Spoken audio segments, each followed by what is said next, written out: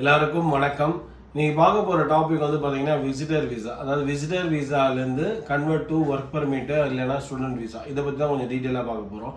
என்னென்னு பார்த்தீங்கன்னா, இப்போ சப்போஸ் வந்து கனடாவில் வந்து நிறைய பேர் வந்து விசிட்டர் விசாவில் வருவாங்க. வந்ததுக்கப்புறம் அவங்களுக்கு வந்து கனடாவில் இருக்கணுங்கிற ஒரு ஆசை வந்துடும். அது வந்து மட்டும் இல்லாமல் சில பேர் வந்து கனடாவில் செட்டில் ஆகணுங்கிறதுனாலே விசிட்டர் விசாவில் வருவாங்க.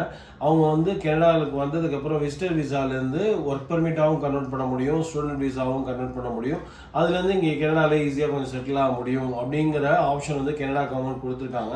அதில் மெயினாக பார்த்தீங்கன்னா, இப்போ வந்து நீங்கள் விசிட்டர் விசாவில் வந்துட்டீங்க.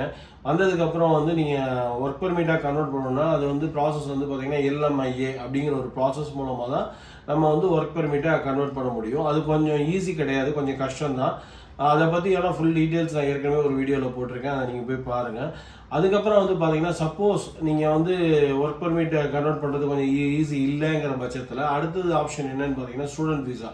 அதாவது ஒரு விசிட்டர் விசாலேருந்து ஸ்டூடெண்ட் விசா எப்படி கன்வெர்ட் பண்ணுறது, பேசிக்காக எப்படி கன்வெர்ட் பண்ணுறது அப்படிங்கிறதுக்கும் நான் ஒரு வீடியோ பப்ளிஷ் பண்ணியிருக்கேன். அதை போய் டீட்டெயிலாக பாருங்கள், அதில் உங்களுக்கு டீட்டெயிலாக புரியும்.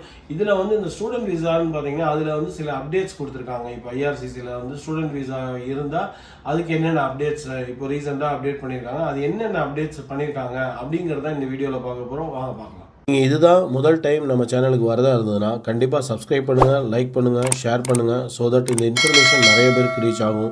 அது மட்டும் இல்லாமல் நீங்களும் எந்த ஒரு இன்ஃபர்மேஷனையோ இல்லை இமிக்ரேஷன் நியூஸையும் மிஸ் பண்ண மாட்டீங்க. இப்போ வந்து பார்த்தீங்கன்னா ரீசெண்டாக ஸ்டடி பர்மிட்டில் வந்து IRCC சில அப்டேட்ஸ் கொடுத்துருக்காங்க. எதில் அப்படின்னு பார்த்தீங்கன்னா ஸ்டடி பர்மிட்டில், அதுக்கப்புறம் வந்து ப்ரொவிஷன் அட்டஸ்டேஷன் லெட்டரில், அதுக்கப்புறம் GIC ரிக்வயர்மெண்ட், இது மூணுலேயும் வந்து கொஞ்சம் வந்து அப்டேட் பண்ணியிருக்காங்க. என்ன அந்த அப்டேட்டு அப்படிங்கிறத இப்போ பார்க்கலாம்.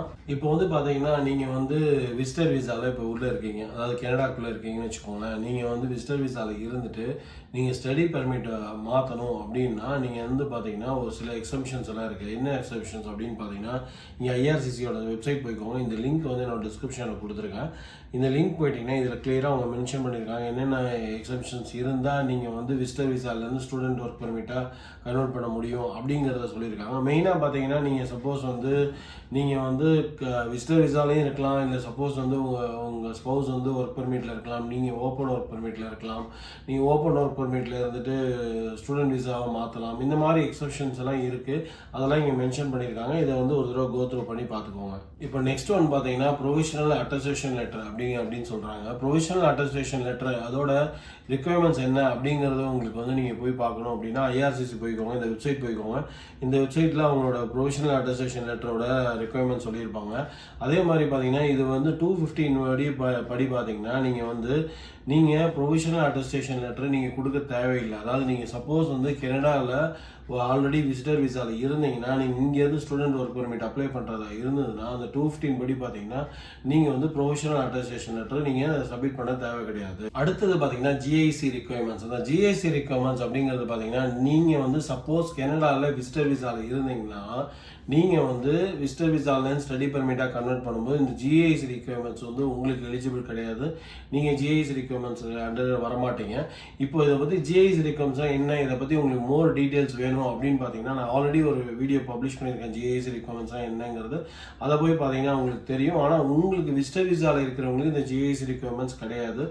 ஆனால் ஒன்று பார்த்தீங்கன்னா, நீங்கள் வந்து கண்டிப்பாக GIC ரிக்வயர்மெண்ட் தான் கிடையாதே தவிர நீங்கள் வந்து ஃபண்ட்ஸ் காமிச்சே ஆகணும். எவ்வளோ வந்து பேங்க் ஸ்டேட்மெண்ட்ஸ், அதாவது பேங்க் ஸ்டேட்மெண்ட்ஸ் இவ்வளோ அமௌண்ட் இருக்கணும்னு இருக்குது, அந்த அமௌண்ட்டை நீங்கள் பேங்க் ஸ்டேட்மெண்ட்டு காமிச்சு தான் ஆகணும். அது ஏன்னு பார்த்தீங்கன்னா, நீங்கள் ஃபஸ்ட் இயர் ஃபீஸ் உங்களால் கட்ட முடியுங்கிறத நம்ம ப்ரூவ் பண்ணணும். அதை தவிர வந்து பார்த்தீங்கன்னா, நீங்கள் ஏன் கனடாவில் இருந்து உங்களால் சர்வே பண்ண முடியும் அப்படிங்கிறதையும் நம்ம வந்து அவங்களுக்கு ப்ரூஃப் காமிக்கிறதுக்காக நம்ம பேங்க் ஸ்டேட்மெண்ட்ஸ் கண்டிப்பாக ஃபினான்ஷியல் ஃபண்ட்ஸ் ஸ்டேட்மெண்ட் வந்து நம்ம காமிச்சு தான் ஆகணும்.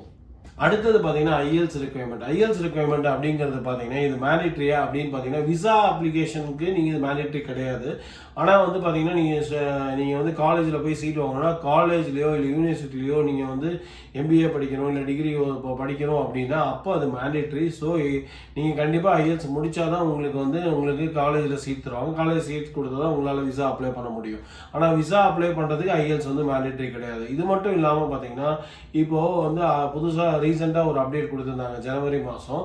அதாவது நீங்கள் வந்து உங்களுக்கு ஒர்க் பர்மிட் வந்து அதாவது சப்போஸ் ஸ்டூடெண்ட் பர்மிட் வந்துருச்சு அப்படின்னா நீங்கள் வந்து உங்கள் ஸ்பௌஸுக்கு ஓப்பன் ஒர்க் பெர்மிட் கிடைக்குமா அப்படின்னா அதில் சில அப்டேட்ஸ் இருக்குது. அதை பற்றி நான் டீட்டெயிலாக ஒரு வீடியோ நான் ஆல்ரெடி பப்ளிஷ் பண்ணியிருக்கேன். அந்த வீடியோவை போய் பார்த்தீங்கன்னா தெரியும் எந்தெந்த யாருக்கெல்லாம் வந்து sports open work permit card கொடுப்பாங்கன்னு. நார்மலாக வந்து ஸ்போர்ட்ஸ் ஓப்பன் ஒர்க் பெர்மிட் யாருக்கு கொடுக்குறாங்கன்னு பார்த்தீங்கன்னா MBA நீங்கள் படிக்கிறதா இருந்தால் மட்டும்தான், தான் மாஸ்டர் டிகிரிஸு இல்லைன்னா டாக்டரேட் டிகிரிஸ் படிக்கிறதா இருந்தால் மட்டும்தான் உங்கள் ஒய்ஃபுக்கு அவங்க ஓப்பன் ஒர்க் பெர்மிட்டை வந்து அல்லோடுன்னு சொல்லியிருக்காங்க. இந்த இன்ஃபர்மேஷன்லாம் கண்டிப்பாக உங்களுக்கு யூஸ்ஃபுல்லாக இருக்கும்னு நம்புகிறேன். யூஸ்ஃபுல்லாக இருந்தால் கண்டிப்பாக லைக் பண்ணுங்கள், சப்ஸ்கிரைப் பண்ணுங்கள், ஷேர் பண்ணுங்கள். ஸோ தட் நிறைய பேருக்கு இந்த இன்ஃபர்மேஷன் தெரிய வரும். அது மட்டும் இல்லாமல் நீங்களும் எந்த ஒரு ஃபியூச்சர் இமிக்ரேஷன் அப்டேட்டையோ இல்லை கனடாவோட நியூஸையோ எதையுமே மிஸ் பண்ண மாட்டீங்க. தேங்க்யூ ஃபார் வாட்சிங்.